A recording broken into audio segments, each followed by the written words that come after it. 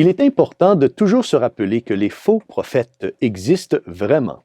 Et nous pouvons définir un faux prophète comme quelqu'un de catholique qui trompe activement une autre personne sous prétexte de faire le bien. Aujourd'hui, le Seigneur nous apprendra à discerner un faux prophète d'un vrai prophète.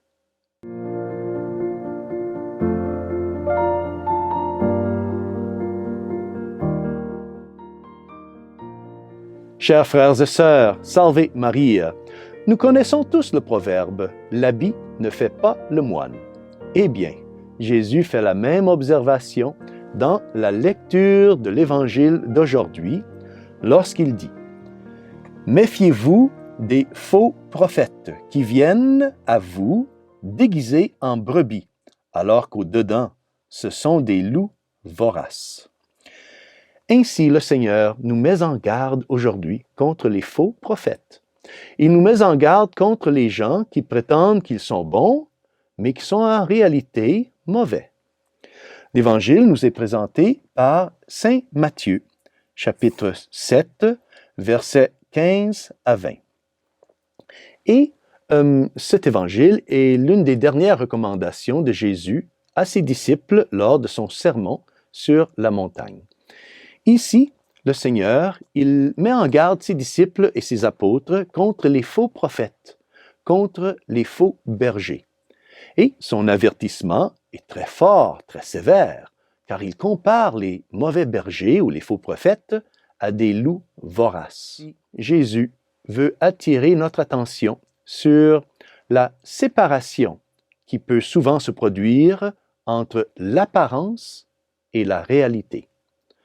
Tout comme il peut y avoir plus pour certaines personnes qu'il n'y paraît, il peut y avoir aussi moins pour certaines personnes qu'il n'y paraît. Et c'est cette deuxième situation que Jésus met en lumière aujourd'hui. Il parle de ceux qui ressemblent à des moutons sympathiques, à des personnes innocentes, mais en dessous du manteau de mouton, il y a celui du loup, affamé et vorace. Ces faux bergers projettent une fausse image. Ils vivent une vie pleine de mensonges. Mais alors, comment distinguer les faux prophètes des vrais prophètes? Par le fruit qu'ils produisent, nous dit le Seigneur. Le Seigneur Jésus nous invite à regarder et à tester. Une personne qui dit vraiment les choses de Dieu sème autour de lui la foi, l'espérance, la charité et la paix. Mais un faux prophète dans l'Église de Dieu sèmera la division, le ressentiment, l'orgueil et la haine. Rappelez-vous qu'il ne suffit pas de dire « Seigneur, Seigneur ». La foi se manifeste par les bonnes œuvres. Mais parfois, il arrive aussi que des intérêts personnels ou les intérêts d'un groupe ou d'une association puissent amener à proclamer faux prophète, celui qui annonce une vérité troublante. C'est ce qui est arrivé à Jésus.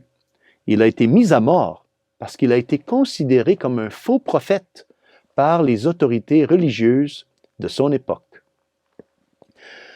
Malheureusement, de temps en temps, cette même chose se produit et continue de se produire dans le christianisme et même dans le catholicisme d'aujourd'hui. Alors, quel est le test d'un vrai ou d'un faux prophète?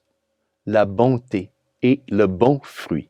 Oui, Jésus unit la bonté et le bon fruit lorsqu'il écrit « Un arbre bon ne peut pas donner des mauvais fruits, ni un arbre qui pourrit donner de beaux fruits. » Quelque chose est bon quand il est sain et vigoureux.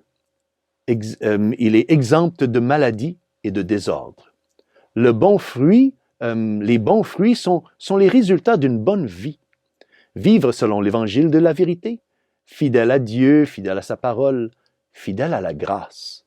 Les fruits du mensonge produisent une religion facile qui enlève le sel, qui enlève le goût à la religion, qui enlève l'esprit de la croix et du sacrifice au christianisme et de tout enseignement qui élimine ou qui adoucit les dures paroles de Jésus.